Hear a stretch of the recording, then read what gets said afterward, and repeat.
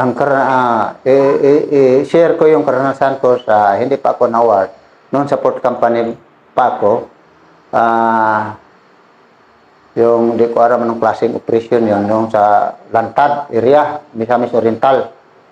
Ang nagdala namin noon si Lieutenant pa doon, si Pangkog, at saka si Lieutenant Quezon, mga lieutenant sila noon. Ngayon, General Pangkog na. Ngayon, may operation doon sa Lantad area. Walang hostage yun, operation lang talaga yun. Ngayon, may target kami, objective kami. Mahirap talaga ang terrain doon. Ngayon, hindi namin akalain. Sa mapa, okay lang. Pero pagdating pala sa actual area, terrain, mandami parang kalaban, mga sniper, dami palang kalaban doon. Ngayon, hindi lang kalaban, lanayan pa. Ang leading team noon, ako ang team leader. Pero before sa movement, actually, yung time na yun, arinar ako. Ngayon, pumunta ako ng CP kasi kunin ko yung ise. Naman yung persagin, kung nakita niya ako doon, kay may ongoing operation, nilagay ako sa task organisasyon. Ako ang team leader. Siyempre, sundalo, tayo katanggi dyan. Anong unit? Port company. Port company? Oo, port company. Under ni Kuan. Merkado pa niya. Wala kasi Kuan doon. Claren. Wala pa doon. Wala pa noon. Kuan pa. Merkado pa. Ang platoon leader doon. Si Pangkog pa. Lieutenant Pangkog. O si Quezon. Platoon leader. Ngayon, pag kuha namin doon, akyat kami doon, presyo na.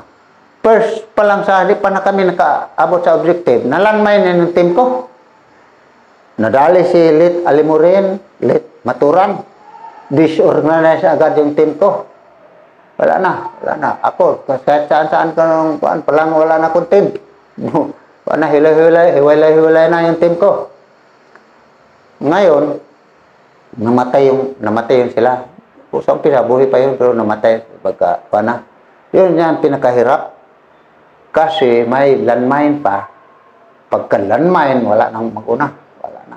Wala na talagang sinong matapang dyan na mag-lead. Wala na. Di ako na lang nag-lead.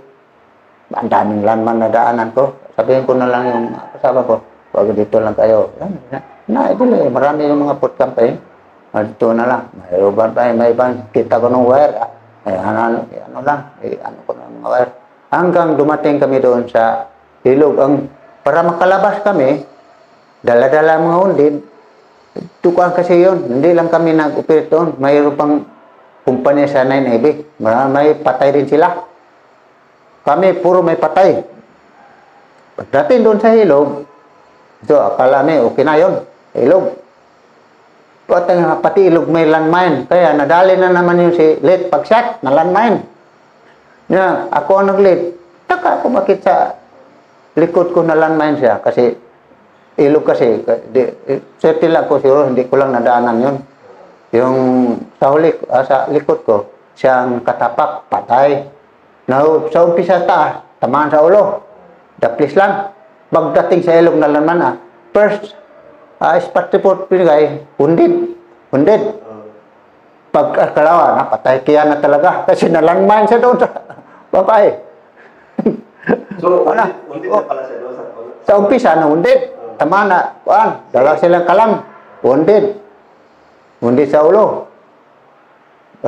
Sa umpisa, report nagpadala ng sa spot report, undid. Pagtayo mo sa baba, nalandmine, napatay na. Doon. Hanggang dadaanin kuan dito, doon. Di rin malimutan ni Sir Pangkog yung mga pangyayari yun kasi ang mag-lead, palang kami, ang mag-lead, si Carduque, matindi yun si Carduque din. O palang kami, nagkana ng palit-palitan mi. Yung si kuan, si Carduque, ako, mayroong yung medyo kuan din. Pag-shot, nag-lead din yun. Kaya nalanmain, patay siya doon. Tayo si Ibib. Si Ibib yung kapatid ni Melencio yun. Doon. Hanggang sa dumating namin, tinawag namin freedom land na. Parang kuan na, yung pwede na kami maka-relax. Si Mangusong, doon na naman nadali sa snipe. Doon may sniper pa pala doon na sumusunod sa amin, doon sa kuan. Patay na naman si Masa na dagdagan na patay na naman namin. Asti, puto. Akala wala na, clear na dito. May sniper pa lang sumusunod. Patay si Lit Mangusong. Doon nadagdagan yung casualty namin. Pero ang yung paa ko, wala na. Sira na dahil sa tubig ba. Palagi nag-sensor. Di ko rin malimutan yung mga pangyayari. Sobrang hirap lang ang buhay namin doon. Walang kain-kain. Di may masuportahan. Kasi di kami ma-resupplyan. Kasi sa lalim ng creek, halimbawa, hulugan kami kahit tinapay lang, di na makarating sa amin. Ilagay sa ilagay sa interior, nawasak din. Sa taas, sobrang taas. Helicopter. Wala na maging kain-kain, survival na rin kami doon. walang tagal kami kalabas eh. Doon kami nahirapan kasi dadalang undi, dadalang patay. Ang undi, namatay na rin. Doon. Hirapan. Kato yung mga undid, si Lockdown, buhay yun. Alam mo rin, di talaga mabuhay yun kasi nalanmain, wasak siya ang nakapapak sa landmine. Alam mo rin, kuhan ko yun. Parang kontakman. Ang lead scout ko si Ambay. Siya si kuhan dahil. Bayot lang. Ambay. Radyoman ko si Pahe. Ako ang team leader. Katosin. Sa likod ko, yung silit mo rin. Alam mo yun, ang nakaapak sa kuhan. Sa landmine. So, awa-awa talaga yung sitwasyon dito. Grabe. Ang hirap talaga. Kaawa talaga. Yung wounded, reklamo na rin. Wala na. Reklamo. Hanggang namatay na lang siya. Anong last sinabi niyo? Di ko na rin kasi iba na ang kuan. Iba na ang nag-asikaso sa kanya. Mama lang tawag na eh. Mama lang natawag na. Anak ko. Wala na. Wala na rin. Ano na rin. Agnas na yung pani. Yung pani na dahil sa tubig kami dumaan. Ano na rin. Kasi pinakamahirap na. Mahirap din yung buhay na yun. Hindi ko rin malimot-limutan. Sa Nanay B, ganun din ang mangyayari ito sa amin. Marami akong mga karanasan na medyo mahirap din. Yun sa Basilan, hirap din. Kasi ang diferensya lang, yung firepower. Mas grabe ang firepower doon sa Basilan yung kwento namin. Dito sa firepower, medyo marinig mo lang mga 14, 16. Pero doon, iba sa Basilan. Kasi malalaki mga putok na marinig mo doon. Dito, puro mga malalaking putok na. Pero hindi ka rin basta-basta na lumuhan doon sa inyo? Hindi naman. Kasi parang na-immune na rin ako. Parang naisip-isip ko na rin. Nandito na ako. Hanggang kailan Yung oras mo? Oras ko, yun na lang inintay ko. Oras ko na, ako magawa. Kasi lalo na makita ko yung katabi ko, para ulit malasa, nung wasak ng ulo, kanin ko, di ko alam. Ako mangyari na, wala na, parang ano na. Normal na? Parang na normal na sa akin. Inintay ko na lang anong oras. Di ko sa akin, yung Panginoon.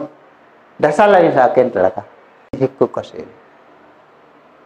ang inisip ko rin, kung halimbawa, umalis ako sa serbisyo, saan ako punta? Yung tapang ko saan galing? Yung tapang ko sa pamilya ko. Kasi, kung halimbawa, umalis ako, paano na yung pamilya ko? Yun ang binubuhay ko sa pamilya. Actually, yung pagkuhan talaga, yung Para sa pamilya talaga? pampalit, pamilya. Kasi kung inisip ko sa pamilya ko, kasi sa unang-una, halimbawa, mamatay ko sa serbisyo, siyempre hindi na ako pabayaan ang gobyerno. Kasi inisip ko, ang pinaglaban ko, ang ating bayan. At pinuprotektahan ko ang ating bayan at saka yung ating mga kababayan natin ng mga Pilipino. Kaya kung lahat na lang mag-isip na may kahirapan, mag-withdraw na paano ng bayan natin, paano ng mga tao na mga sambayan ng Pilipino. So, ang inisip ko rin, hindi lang sarili ko. Inisip ko rin, kung halimbawa, alis ko, may susunod hanggang sa gano'n na rin ang isip, paano na ang ating bansa? Baka bit-bit mo yung sambayan ng Pilipino sa paglaban. Oh, yun talaga.